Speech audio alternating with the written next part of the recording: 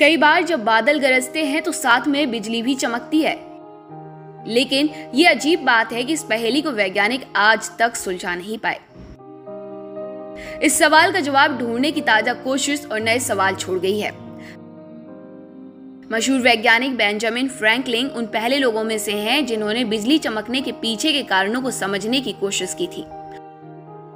उनका यह निष्कर्ष बिल्कुल सही था कि बिजली कौंधना दरअसल एक प्राकृतिक इलेक्ट्रिकल डिस्चार्ज है, लेकिन ये स्पष्ट नहीं है कि उनका 1752 में चर्चित काइट एंड की प्रयोग कभी महज विचार से आगे बढ़ पाया था या नहीं।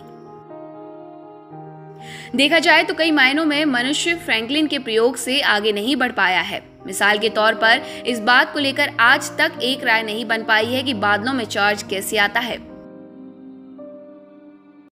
ऐसा लगता है कि बर्फ के कण जब आपस में टकराते हैं तो उनमें इलेक्ट्रिकल चार्ज आ जाता है और बर्फ के छोटे कण में आमतौर पर पॉजिटिव चार्ज आने की संभावना रहती है, जबकि बड़े कणों में नेगेटिव चार्ज। जैसे जैसे छोटे कण कन्वेक्शन करंट के कारण ऊपर उठने लगते हैं, वैसे वैसे बड़े कण गुरुत्वाकर्षण के कारण नीचे बैठने लगते हैं। इस तरह विपरीत चार्ज वाले कण एक दूसरे से अलग होने लगते हैं और इलेक्ट्रिकल फील्ड तैयार हो जाती है। बिजली कौंधने से ये फील्ड डिस्चार्ज हो जाता है। दरअसल ये चार्ज हो चुके बादल और पृथ्वी के बीच बहुत बड़ी चिंगारी की तरह होता है। ये आज भी रहस्य बना हुआ है कि ये चिंगारी पैदा कैसे होती है।